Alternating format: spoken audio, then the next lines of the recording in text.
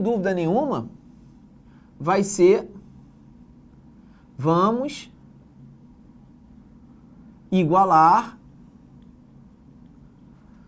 as unidades de medida.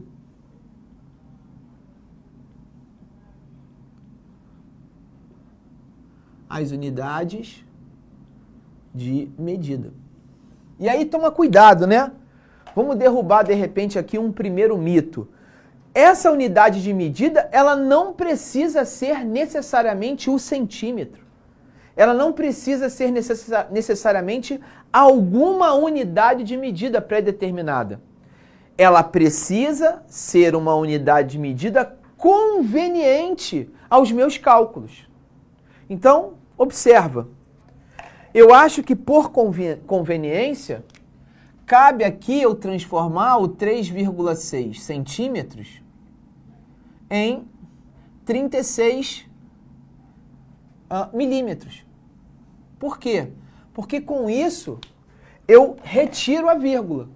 Lembra, né, que de centímetro para milímetro eu multiplico 10 unidades. Ou, perdão, eu multiplico por 10. Agora, 72, uma vez que eu converti os 3,6 centímetros para 36 milímetros, eu vou ser obrigado a converter os 72 quilômetros também para milímetro. Então, uma vez que eu levei a medida aparente para milímetro, a medida real também vai ter que ser em milímetro. Então, 72 quilômetros vai corresponder a 72 mil metros, porque 1 quilômetro corresponde a 1000 metros, que vai vir a ser igual a 72 milhões de milímetros. Converti quilômetro para metro e metro para milímetro. E agora eu volto para a razão. Logo eu vou ter 36 milímetros dividido por 72 milhões de milímetros. É só importante agora você simplificar ao máximo. Você sabe que 72 são 2 vezes 36. Então, naturalmente, que eu posso simplificar esse 36 com esse 36. 36 divididos por 36 dá 1. 72 divididos por 36 é 2. Então, agora eu tenho... E, obviamente, mais importante, estava quase esquecendo. Eu posso agora também simplificar as unidades de medida.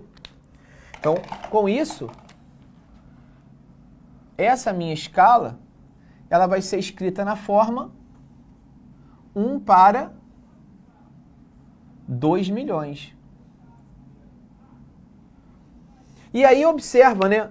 1 para 2 milhões, como eu simplifiquei, como eu também cancelei a unidade de medida, essa razão de uma parte para cada 2 milhões de partes, isso serve agora para toda e qualquer unidade de medida. Essa escala, portanto, é uma escala que pode ser escrita inclusive assim, ou 1 para 2 milhões, ou 2 pontos, 2 milhões, a leitura é a mesma, tá? 1 para. Mas eu posso escrever assim ou eu posso escrever assim. Essas duas escritas, é importante que você lembre que ela não tem mais uma correlação na unidade de medida, serve para toda e qualquer unidade de medida. E é por isso que o gabarito dessa questão corresponde à letra E. Você observa que é um exercício relativamente fácil, o que, lembra, tá, candidato? Te dá uma certa pressão, uma pressão ruim, de que você tem que acertá-la, porque lembra, né? No momento em que você deixa de acertar as fáceis e porventura começa a acertar as difíceis, isso gera a chamada incoerência pedagógica na sua prova do Enem. Né? A sua nota perde aquela aceleração pedagógica conhecida nas provas do Enem. Então, é importante que você acerte essa questão, tentando se desviar de alguma pressão emocional. Entretanto, para você acertar essa questão, você precisa lembrar de alguns detalhes técnicos que essa questão traz consigo. Quais seriam? Vamos lá, vamos voltar. Primeiro, eu posso até iniciar uma relação entre duas unidades de medida, mas eu não posso esquecer que essas unidades de medida, elas precisam ser igualadas. Precisamos igualar as medidas. Não podemos esquecer isso. Igualando as medidas, no caso, a minha tomada de decisão foi escolher milímetro, porque com isso eu evito a conta com números decimais com mais de uma casa decimal, né, com vírgula, eu evitei isso. Simplifico ao máximo essa escala, gerando a minha resposta final. Então vamos lá. Estipulo a relação aparente pelo real, mapa pelo real. Tomo muito cuidado com as unidades de medida, elas devem ser iguais. E posteriormente a isso, eu reduzo ao máximo essa fração, essa suposta fração, essa relação entre duas grandezas. Tudo bem? Então, sobre esse tema razão ou escala, a gente já falou bastante, a gente já estourou esse tema. Belezinha? Já podemos ir para um outro tema. Então, que é a proporção. O que é a proporção do ponto de vista matemático? O que a proporção tem de diferente da razão? Na verdade, a proporção ela é uma continuidade lógica supernatural do estudo da razão. Se não, vejamos, vamos dar uma olhadinha aqui. Sobre proporção,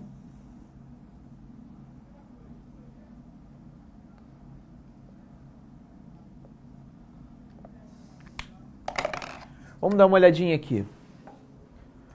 Proporção.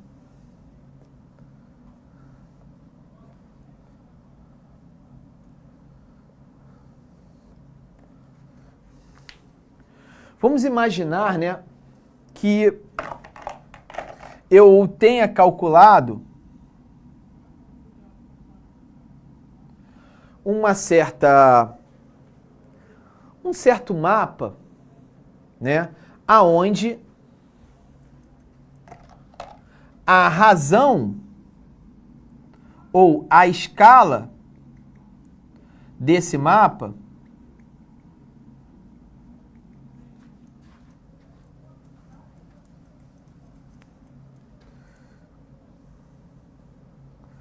a escala do mapa é de 1/100. Tá ok? Então, a razão dessa escala, esse mapa tem uma escala de 1 unidade de medida para cada 100 unidades de medida. Cada uma parte do meu mapa corresponderia a 100 partes do real. Tá certo? Aí, tô lá dando uma olhadinha no mapa e observei que naquele mapa havia a representação de uma ponte. E aquela ponte correspondia a 1,5 partes, a 1,5 unidades de comprimento. Para não ficar um negócio meio zoado, vamos imaginar que correspondesse a 1,5 centímetros. Então, a minha pergunta seria a seguinte, olha, qual seria a medida no real desses 1,5 centímetros bem representados no mapa? Então, para isso, eu tenho que entender que essa razão, que essa escala que foi me oferecida, ela vai se conservar para toda e qualquer medida pertinente a esse mapa.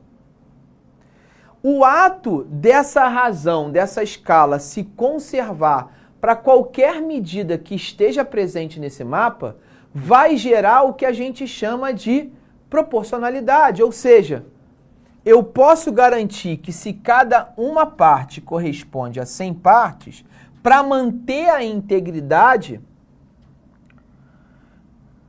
a ponte que tem medida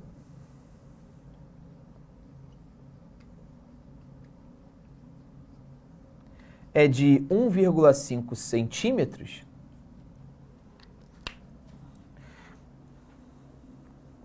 vou botar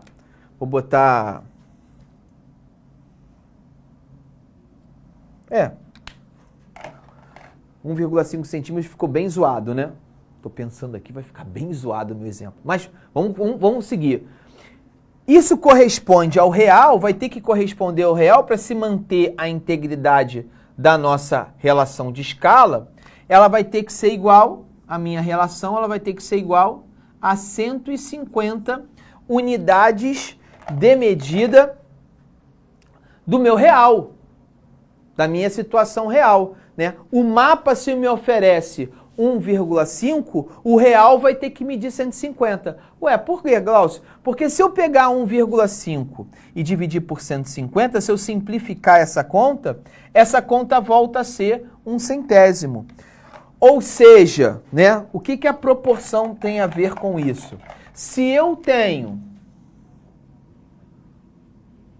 uma certa razão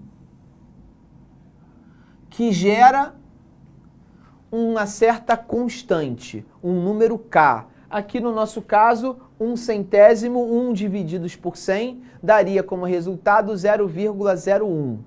E se eu encontro uma outra razão, por exemplo, C sobre D, que gera o mesmo resultado, ou seja, 1,5 dividido por 150 também vai dar como resultado 0,01, se eu garanto que essas duas razões geram o mesmo resultado, eu posso assumir, eu posso garantir que isso acontecendo, eu posso garantir que A está para B, que a razão A para B vai ser exatamente igual à razão C para D. Ou lendo corretamente, A está para D, para B, assim como C está para D, criando essa proporção. Na prática, a proporção nada mais é do que a certeza de duas razões que são rigorosamente iguais. Quando eu tenho duas razões que são rigorosamente iguais, eu gero o que a gente afirma ser uma proporção.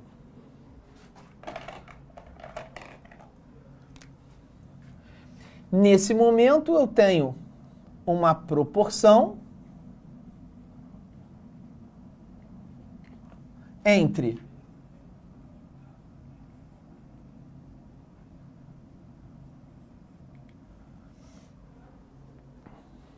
A,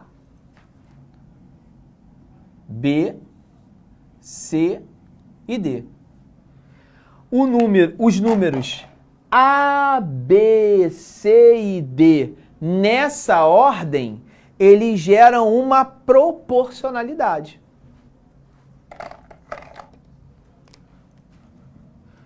Podemos afirmar que A, B, C e D geram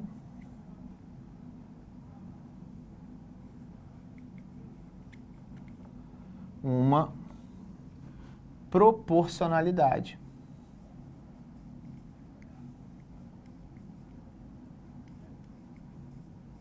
E aqui é importante você saber, esses termos A e B são chamados de extremos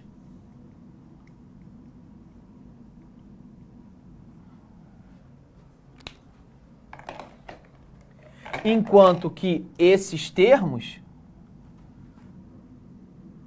são chamados de meios. Conveniente, né?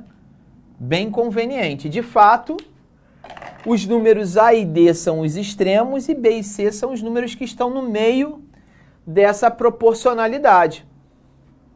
E aí eu posso afirmar, a gente pode aqui citar o teorema fundamental que me afirma que se eu tenho a certeza que A está para B, assim como C está para D, eu posso automaticamente afirmar que o produto dos extremos é igual ao produto dos meios.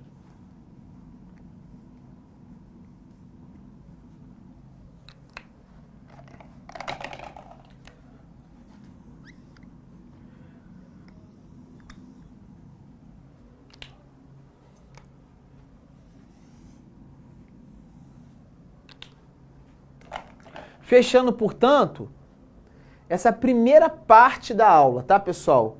Aqui nessa primeira parte eu quis te lembrar o conceito de razão, te lembrar da aplicação de razão, que é a escala, e lembrar que proporção é uma igualdade de duas razões. E essa igualdade de duas razões geram uma proporcionalidade entre os termos dessas duas razões. Os termos da ponta são chamados convenientemente de extremos, eles estão nos extremos.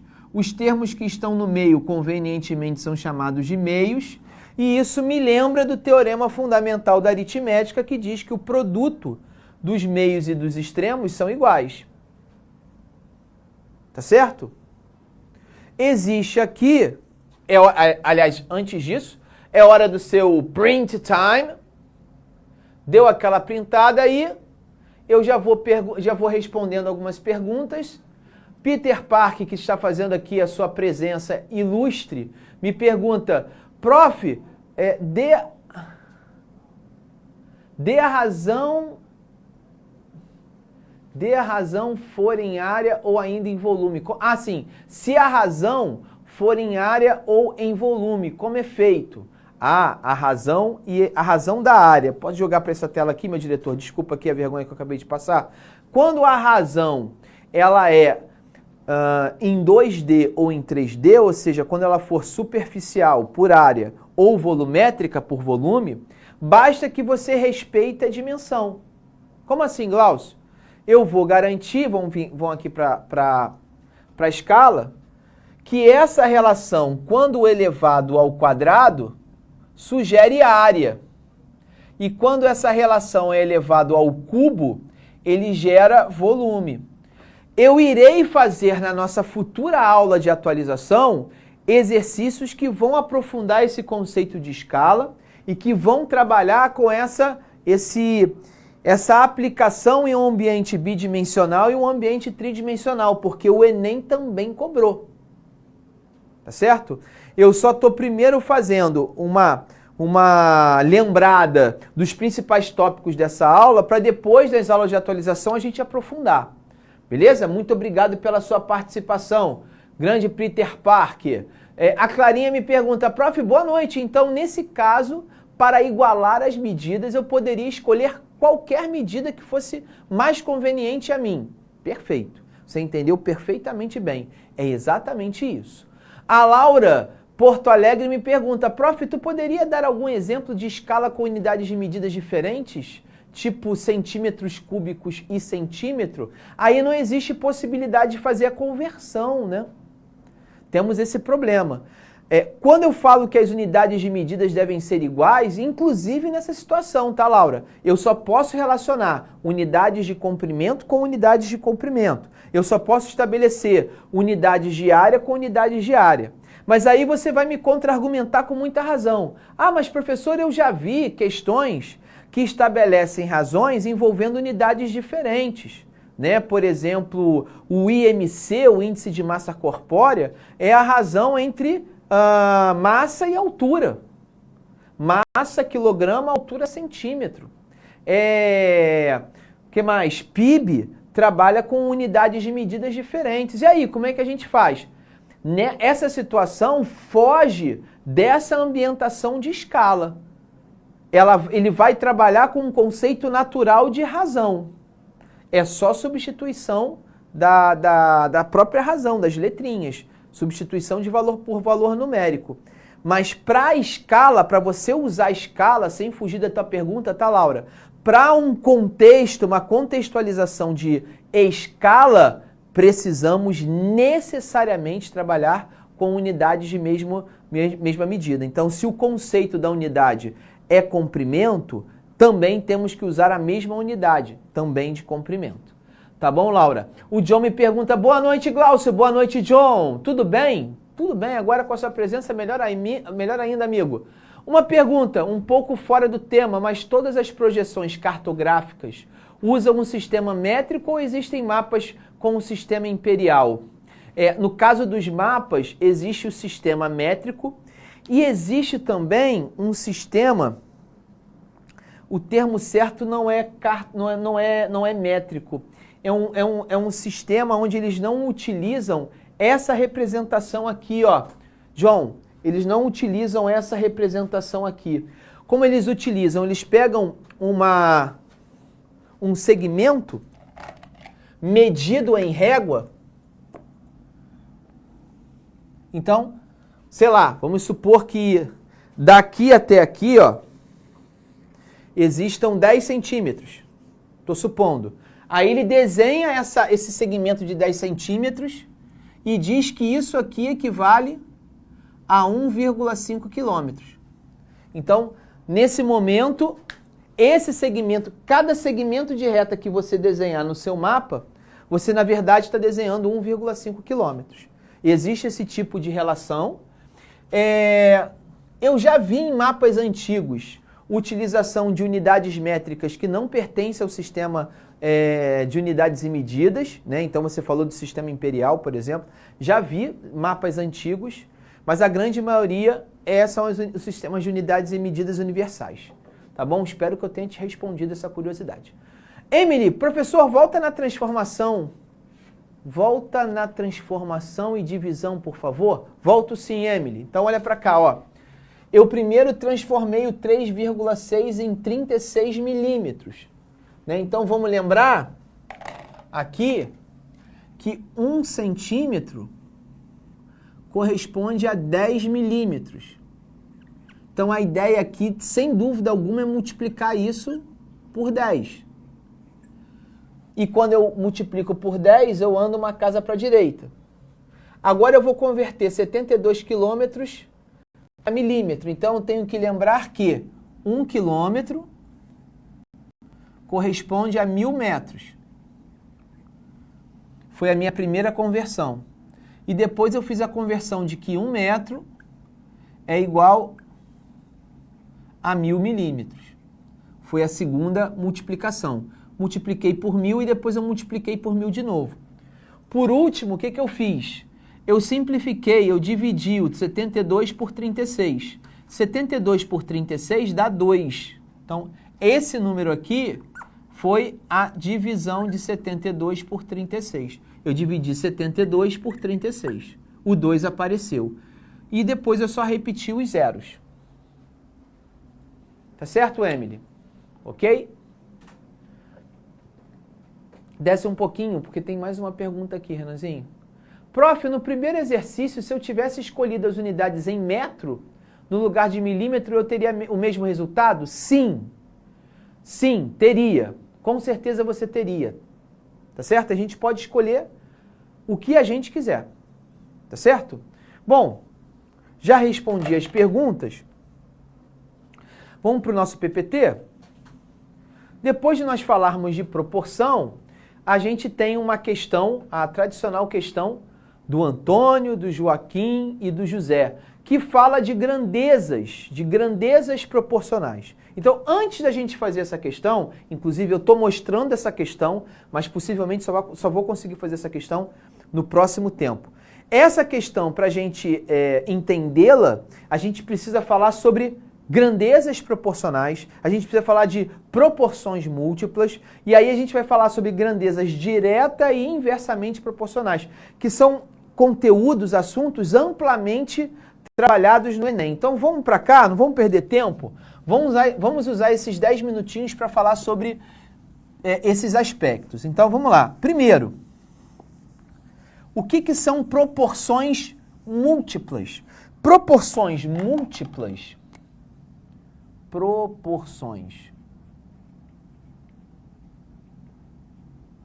múltiplas nada mais são do que a certeza de que essa proporcionalidade ela não precisa ser feita única e simplesmente com duas razões. Eu posso fazer isso com mais de duas razões. Eu posso afirmar que se eu tenho uma razão que gera um certo resultado, inclusive esse resultado, quando eu pego um número e divido para o outro, gerando o resultado, isso tem um nome, chama-se constante de proporção.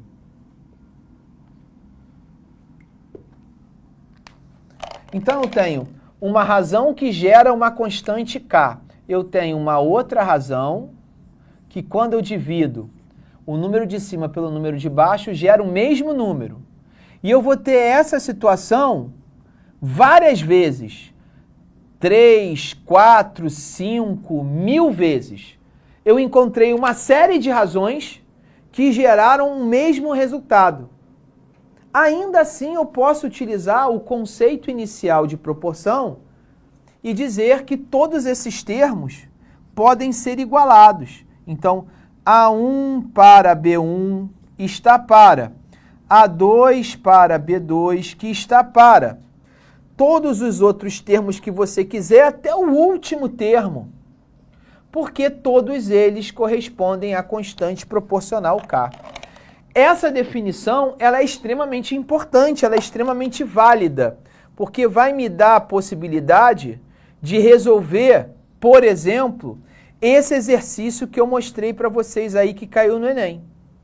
Do Antônio, do Carlos, acho que é Antônio, Joaquim e José, acho que é um negócio assim. Tá certo?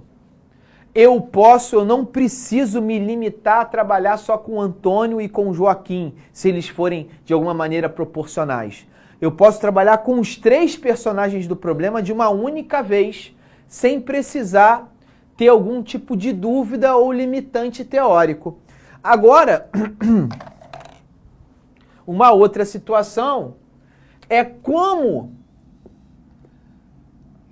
esses personagens, eles podem, de fato, estarem relacionados.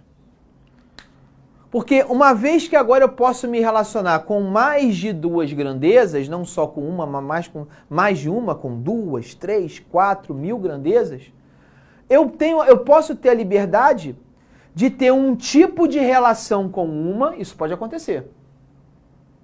E eu posso ter também um tipo de relação com a outra, diferente da primeira, e eu preciso saber como manejar algebricamente essas relações. Então agora o que a gente vai estudar, até para a gente poder fazer a questão que apareceu aí pra gente, é os tipos de grandezas proporcionais.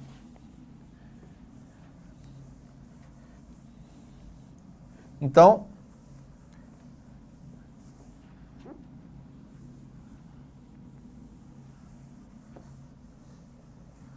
observa isso aqui, ó.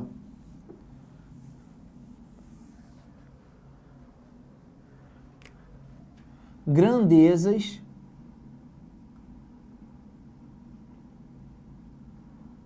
proporcionais.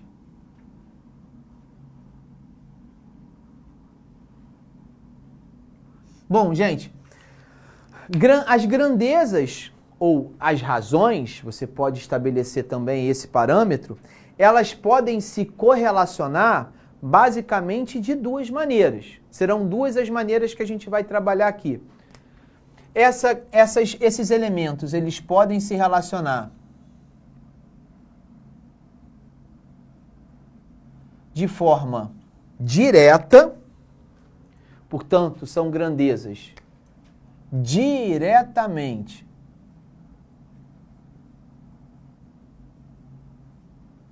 proporcionais,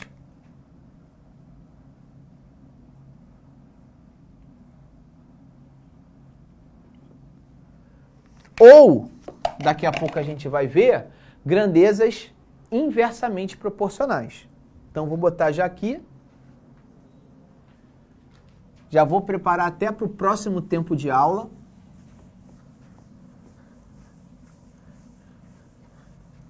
Estou vendo ali o horário, meu diretor? Vou preparar o terreno para o próximo tempo de aula. Acho melhor, né? Então, ou as grandezas, elas vão ser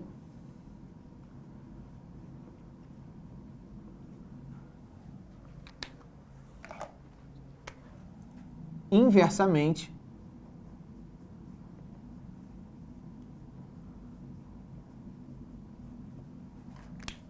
proporcionais.